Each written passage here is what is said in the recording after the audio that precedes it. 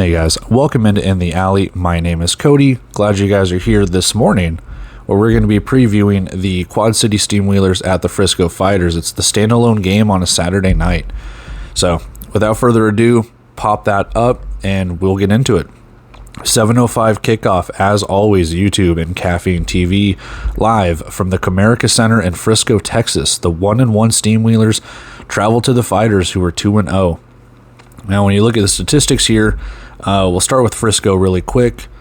Not a lot of passing to talk about in their first couple of games. They've only passed the ball 50 yards roughly each game. TJ Edwards 107 yards through the air with only 2 touchdowns. That's got to play a little bit into Quad City, and we'll talk about that here in a second. But if you can shut down the running game for Frisco, I think Quad City has a pretty good chance to at least stay in the game and keep it close.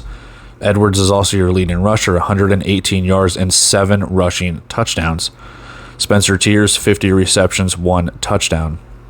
On the Quad City side, Judd Erickson, 270 yards, 4 touchdowns, 1 pick. Edward Vander, 71 rushing yards and 3 touchdowns. Harrington, 102 yards on 8 catches with 2 touchdowns. Nice to see him back from his injury from last year. Defensively, this is where it gets kind of good. Frisco's got a pretty good defense. The question you have to ask yourself, though, is playing Tulsa and Duke City, is that just how good Frisco is, or are they playing kind of a lesser competition? That's something you probably should ask, but I think this is going to be a good litmus test. Charles Williams, 5.5 tackles. Royce C., 7.5 tackles. Ethan Castleberry, 9 tackles. They're getting after it. The defense is pretty stingy for Frisco, and with a decent balanced attack for Quad City, this could be something that Frisco could kind of eat. Defensively for the Steamwheelers, Jalen Swan, 7.5 tackles. Sean Connigan, 5 tackles, and Malik Duncan, 10 tackles. Now, we'll talk about it in the 25-man roster, but Darian Jackson is not going to be playing today. I don't know what the extent to his injury is, but we'll just talk about that in the 25-man roster. So look for this secondary for Quad City to really try and keep the passing game shut down for Frisco. Players to watch here. I've got Judd Erickson. Just kind of keep doing what you're doing for Quad City. 14 of 25 for 101 yards and 2 touchdowns, 5 rushes for 12 yards. Green Bay got after him. Green Bay's defense was really good against Quad City last week, and I expect more of the same from Frisco. If you can get Charles Williams in there, Mustin was a beast for Green Bay, just getting right in Erickson's face. If Charles Williams can replicate that, or if you can see anyone else on the defensive line get after it, Royce C. blitzing up the middle, it could be another tough game for Erickson. Defensively for the Steamwheelers, I've got Malik Duncan. Now, the reason I have him here is he's kind of a do-it-all in a sense. You see his full stats up there, 10 tackles, 1 tackle for a loss, and 2 pass breakups. He got 6.5 tackles against Green Bay. Question you have to ask yourself is, how much are they going to throw it if you're Frisco? I look for Malik Duncan to try and shut down any of the wide receivers that they have. The question you have to ask, though, is can he get off of his wide receiver and get to a TJ Edwards or a Jimmy Smith or a Martez Carter who's going to be coming out of the backfield? Can you release off of that wide receiver and get to that quarterback in the backfield, or get no gain or short yardage gains? Players to watch on the Frisco side, TJ Edwards. Again, just keep doing what you're doing, man. 8 of 11. They're barely putting the ball in the air. 57 yards. He had 48 yards rushing and 3 touchdowns. So 5 total touchdowns in their last game against Duke City. But defensive back Norris Wren for Frisco, 2 tackles, 1 interception, 1 pass breakup, 1 forced fumble, and 1 fumble recovery. The guy's good. He got Defensive Player of the Week honors for that, and I know that that Frisco's coming off a bye week, but that's all the more for Frisco to be, hey, let's focus on what we need to do to win this game. Quad City has to travel. We don't. 3rd home game in a row for us. Let's see what we can do to win this game. I look for TJ Edwards to just keep doing more of the same, and Norris Wren needs to shut down Harrington. He needs to shut down, I'm blanking on his name, Kevon Rudd. This secondary, Ethan Castleberry included, Norris Wren, whoever you have. I think they just signed Jeff Edgecombe. We'll talk about that in the 25-man roster. You got to shut down the passing game and make Quad City one-dimensional here. Quad City runs the ball, but they're a little tough when it comes to running the ball. They've kind of had their struggles a little bit.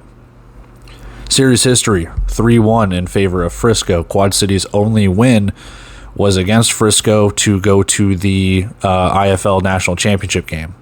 And they didn't meet last season except for the one game in the playoffs, what you see right there, 57-29. So it wasn't even close. Frisco blew them out. Fighters are favored by 11.5. No money line is locked down, and an over-under of 84.5. So that being said, let's go take a look at our 25-man rosters, look at our bets, talk to Aaron. We'll get out of here.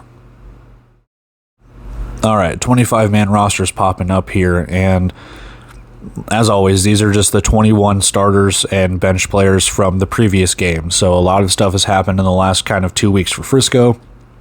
A little bit of stuff has happened with Quad City. So you see right there, Chiron Rogers, I did not see him on the website.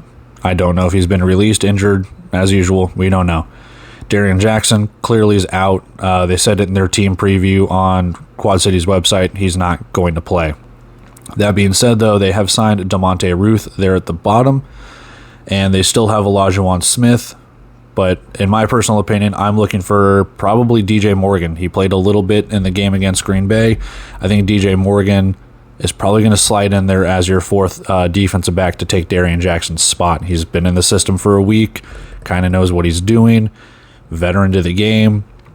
Look for him to kind of just slide right in there. Offensively, with Chiron Rogers out, I think Paul Fay is probably going to take that one over. They don't have any other offensive linemen.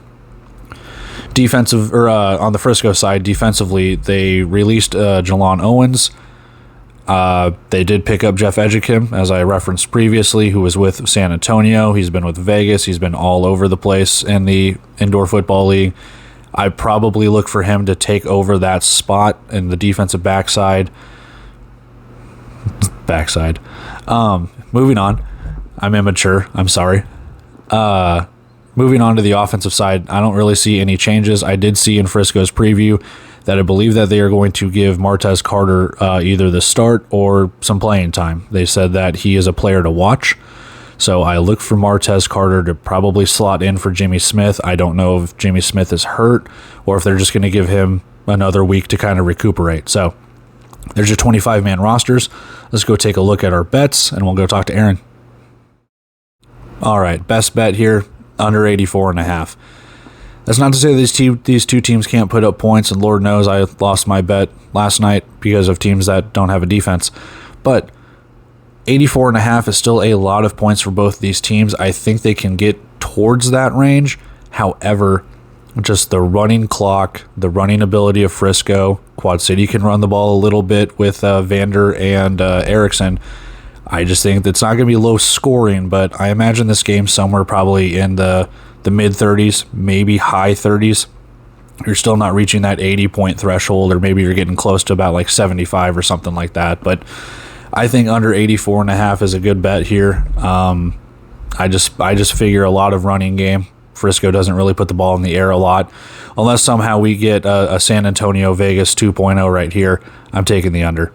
Let's go see what Aaron has to say, and we will get on out of here. All right, welcome back to Aaron's IFL Corner. Y'all remember Aaron, picture popping up right there. He's just going to be here all year. Picture just keep popping up. You can change your profile picture, Aaron, but I'm going to keep using that one. Check out his stuff on the UFL News Hub. As always, his article is there for you guys to read. It's the same stuff I have on this. I just paraphrase it because I want you guys to go actually read his articles. But without further ado, let's get into what he thinks of Quad City and Frisco. So, on the Quad City side, they have struggled to find chemistry on offense, and they were not able to stop Skylar Perry at all. Now, question I want to raise here with him is it because of a lack of tape on Skylar Perry? They didn't know what to expect, and they thought they were playing for Max Myler? I'm not sure. But regardless, defensively, nothing's going to change for the Steamwheelers because they have TJ Edwards, who's just a more, dare I say, beefed up Skylar Perry, running quarterback, dual threat. He's a freaking MVP. So look for the defense to have a very tough task today for Quad City. They'll need to contain him, and he needs to rely on the passing game. You got to stop the running game, as I alluded to in my part of the preview. Offensively, the Steamwheelers have struggled to find rhythm with Judd Erickson. I kind of disagree with that one. They have found some chemistry, but it has been a little lackluster. I will give you that. I just think The passing game's been there. They just got to find a more consistent runner. That's where I miss Shane Simpson. Regardless, let's move on to the Frisco side. Frisco is a difficult team to beat at home. TJ Edwards provides a difficult matchup for the defense, as we alluded to. So far this season, Frisco has fallen short of expectations on offense. They have not gotten it going. I mean, they're all right, but close games against Tulsa and Duke City leaves you wondering a little bit about how good Frisco truly is against some of these better teams that they'll play this season. Is that due to a lack of consistent production from their receivers? We'll find out. Defensively, the Fighters can get stops and do an effective job of pressuring opponents' quarterbacks. So, yeah, it's gonna be a nice little dogfight between the two teams. The defenses should be able to shine in this one. Aaron's prediction for this game: Frisco on top, 45-37. Now, mine's going to be pretty much literally the same, 45-35. I think, like I said, you're going to have a game in the mid to high 30s.